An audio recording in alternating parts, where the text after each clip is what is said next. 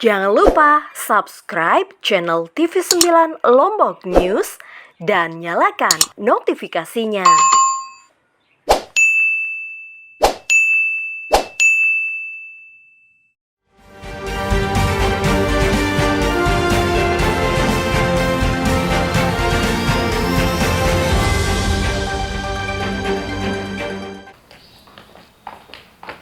Oh, ini kita di rumahnya, Mbak ya? Iya. Kita masuk di ke rumah orang tua. Iya, betul sekali. Silahkan Bapak. Oke, nyaman sekali rasanya kita di sini. Memang sering ke rumah orang tua ya, bahkan mungkin Ya, kalau dibilang sering ke rumah orang tua, ya kadang 1 bulan pernah enggak gitu. Oh. Karena dilihat dari Mungkin kesibukan kesibukan juga. ya? Iya, kesibukan. mungkin di tengah pandemi ini kesibukan agak lebih berkurang tentunya. Iya sih sebenarnya. Tapi kalau pasien tetap ramai. Oke, pasien tetap ramai. Iya. Oke. Mbak Mita, kalau kita lihat tadi, banyak suka dukanya lah. Cerita dari seorang menjadi bidan, kemudian ditempatkan di daerah terpencil, katakan Iya, betul. di Sekotong itu.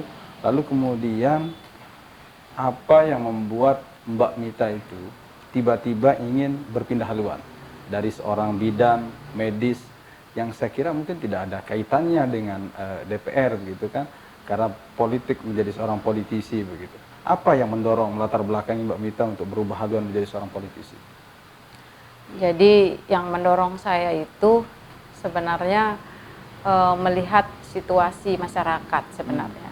Jadi ketika masyarakat banyak berkeluh kesah. Jadi saya seorang bidan ini malah masyarakat juga berkeluh kesah ke saya. Jadi keluh kesahnya bukan hanya di bidang kesehatan. Ngeluh semua segala macam aspek dikeluhkan. Pendidikan, kesehatan, nanti ekonomi itu pasti akan ada di situ masyarakat. Nah, jadi saya selalu bilang, saya bisa bantu apa gitu kan. Pas waktu jadi bidan? Iya, pas jadi bidan saya nggak bisa bantu apa-apa. Yang saya bisa bantu ya sekarang ranah saya yang bidan ini gitu. Di situ sempat mikir, kalau seandainya saya jadi orang besar gitu ya, paling enggak saya bisa membantu masyarakat lebih luas lagi gitu kan. Nah, jadi itu saya pengabdiannya gitu besar. Cuman saya tutupi. Cuman karena kita kan biasanya suka nonton di TV, politik tuh seperti ini enggak gitu. Iya, enggak tertarik gitu, enggak tertarik. Politik yang ada iya, di TV gitu. di TV enggak gitu.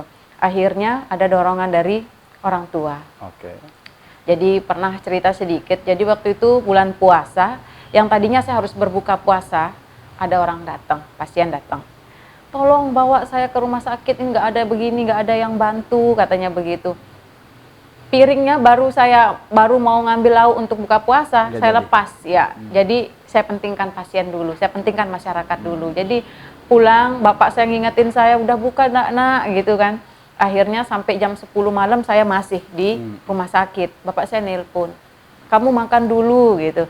Pas pulangnya bapak saya nanya, pas sahur. Jadi saya ingat sekali waktu itu, pas sahur itu bapak saya langsung punya keinginan untuk suruh saya maju nyalek. Nah, jadi kalau saya lihat kamu nak, katanya begitu, kamu justru nggak ada waktu untuk diri kamu sendiri. Jadi lebih banyak ke masyarakat. Kalau kayak begini sebenarnya kalau waktu masih jadi bidan? Masih jadi bidan, bapak lihat kamu tuh punya potensi untuk menjadi dewan, katanya begitu. Karena apa? Kalau dilihat pasien kamu juga banyak, yang suka sama kamu juga banyak, katanya begitu. Cobalah kalau gitu maju, kan Mita mau membantu orang lebih banyak lagi. Nanti dari segi macam-macam gitu. Akhirnya terpikirkan. Itu sekitar tahun berapa, Mbak Mita? Itu tahun 2018. 2018? Iya, 2018. Nah, atas dorongan itukah kemudian Mbak Mita mulai berpikir tuh untuk mencari kira-kira partai mana yang harus ikut bergabung begitu? Ya, mulai terpikirkan, saya mantapkan diri dulu. Yang pertama dukungan dulu yang saya lihat sempat diskusi suami, karena harus izin ke suami karena saya juga sudah berumah tangga. Jadi bagaimana bapak mensupport saya untuk menjadi anggota gitu. Apakah ya suami setuju? Ya ternyata suami saya sejalan dengan orang tua, menyetujui juga. Nah di situ mulai berpikir kita akan Mulai masuk. lirik-lirik ya. Iya, mulai melirik partai mana kayaknya yang pas dengan saya gitu. Dan akhirnya saya menemukan partai PKB ini. Memutuskan untuk mengakhiri karir di bidan itu kapan? Saya memutuskan itu di tahun 2015. 2015, oke. 2015 saya memutuskan untuk resign. Jadi saya memilih untuk fokus ke anak dulu dan saya memfokuskan ke suami. Jadi berhentilah di tahun 2015. Oke. Jadi dari 2015, 16, 17 itu di rumah hanya untuk nanganin pasien saja. Gitu. Baru kemudian di 2018 itulah Iya. atas dorongan. Tapi orang tua memang tidak ada genetik politiknya, Nggak ada. nggak ada sama sekali. Nggak ada Orang tua sama latar belakang Nggak ada sama sekali. Cuman bapak sebagai pegawai negeri. pegawai negeri. Iya. Artinya kemudian di 2018 itu baru mulai lirik-lirik nih partai mana yang akan dipilih untuk bergabung untuk memuluskan niatnya Mbak Mita untuk menjadi seorang anggota dewan. Apa alasan kemudian Mbak Mita memilih PKB pada waktu itu sebagai partai yang Mbak Mita harus menjadi kendaraannya? Ya. Jadi balik lagi setelah saya pikirkan sudah ngelirik partai ini dan kelebihan dan kekurangan masing-masing, saya memantapkan pilihan saya ke PKB. Oke. Jadi saya lihat PKB ini adalah partai ulama karena saya juga dari keluarga istilahnya keluarga yang Islami gitu. Saya harus masuk ke PKB gitu. Karena ini PKB ketuanya adalah Tuan Guru Haji Gus Dur kan. Jadi saya pilihlah beliau sebagai partai yang harus memang mengendarai saya nanti ke pileg itu gitu. Gimana ceritanya bisa bergabung ke PKB? Apakah ada teman, ada saudara, ada kerabat yang kemudian membawa Mbak Mita akhirnya dengan mulus bisa bergabung di PKB? Ya, jadi saya ketemu dengan Bapak Haji Jamhur waktu itu. Jadi salah Anggota satu DPR Lombok Barat. anggota DPR Kabupaten Kota Lombok Barat ya, Lombok Barat. Akhirnya sekarang provinsi. Jadi ketemulah sama beliau. Beliau memberikan saya pandangan partai, pandangan politik. Kenal Pak Jamhur dari mana? Jadi kita ketemunya itu juga waktu itu kalau nggak salah kayak ada begawe juga waktu itu di daerah Langko, Lombok Barat. Di situ kita dikenalkan, ini beliau dewan gitu kan. Beliau dewan, saya masih jauh lah pikiran untuk dewan gitu kan. Ini beliau dari partai PKB dan beliau sudah sekian periode gitu kan. Nah dari sanalah saya memang langsung kepikiran nih kayaknya beliau orang satu-satunya yang akan nanti saya akan harus ke partai PKB. Gitu. Sudah melirik PKB dan bertemu dengan orang PKB. Iya, gitu. betul sekali. Jadi sudah melirik dan bertemu orang PKB dan dijelaskan bagaimana sistem, bagaimana kelebihan partai PKB gitu kan. Ternyata saya satu visi misi dengan beliau. Akhirnya saya mantapkan saya harus PKB. Bergabung pada waktu itu. Ya, bergabung. Di 2018 kan belum pencalekan, baru Bakal waktu itu ya sudah sih 2018. sudah mulai penjaringan. Iya, sudah penjaringan. Di 2019 baru mulai untuk penetapan segala macamnya. Ya. Masuk akhirnya ke PKB. Iya, akhirnya masuk. Bergabung ke PKB Lombok Barat atau Kota Mataram? Kota Mataram. Kota Mataram langsung. Iya, Kota Mataram. Dengan bergabung di PKB Kota Mataram, sempat ada semacam keraguan tidak kepada di dalam hati Mbak Mita, karena ini tentu dunia baru. Iya. Dunia yang dimana tidak pernah digeluti sama sekali, tidak pernah ada sedikit pun pengalaman tentang ini, karena hampir dihabiskan hidupnya pada waktu remaja dan sudah menikah sebagai seorang bidan. Ya, pastinya keraguan itu ada. Jadi setelah saya masuk ke PKB itu, saya sudah mulai melihat proses-proses. Ketika saya harus tes kejiwaan gitu, mulai ketemu dengan dewan-dewan juga kan, dari provinsi, dari seluruh NTB waktu itu. Oh nantinya saya akan seperti ini, apa saya bisa nyambung gitu kan. Sempat ngerasa nggak pede gitu. Sempat ngerasa nggak pede, apa iya sih saya bisa gitu.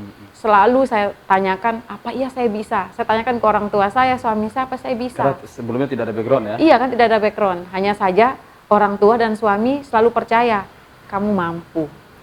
Kita lihat bagaimana cara kamu menghadapi masyarakat, bagaimana cara kamu berkomunikasi dengan masyarakat, dengan orang-orang yang memang kamu temui, saya rasa kamu pantas.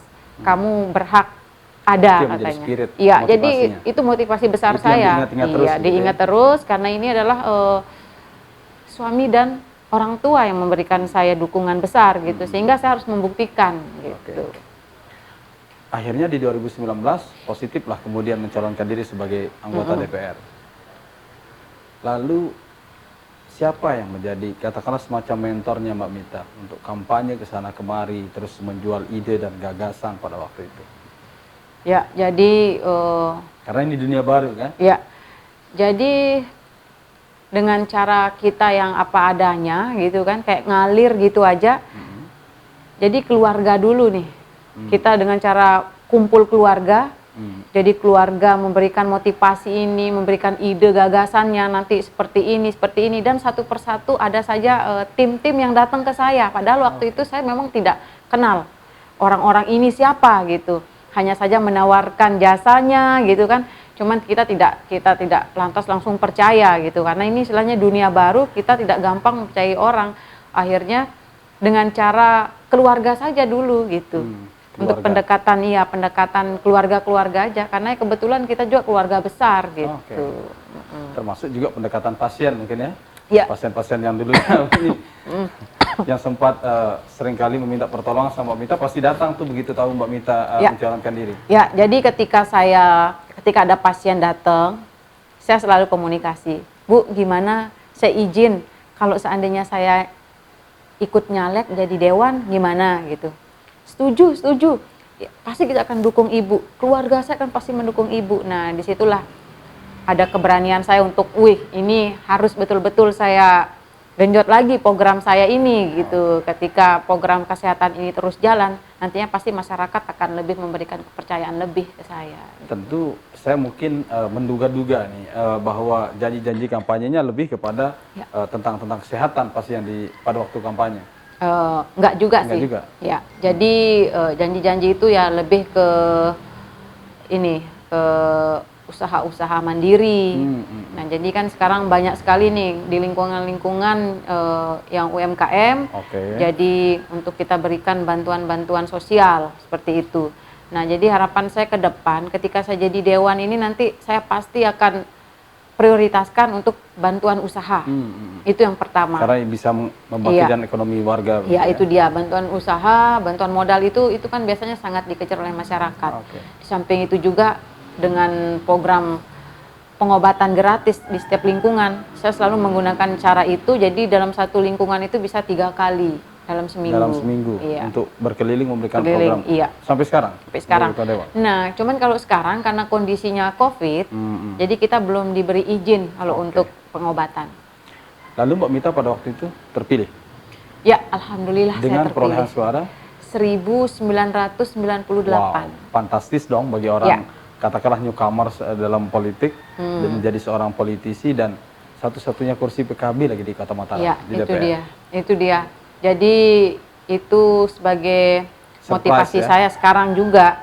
Saya sendiri di kursi parlemen gitu kan dari Kota Mataram, saya harus membuktikan bahwa satu orang dari PKB ini juga bisa diperhitungkan. Gitu.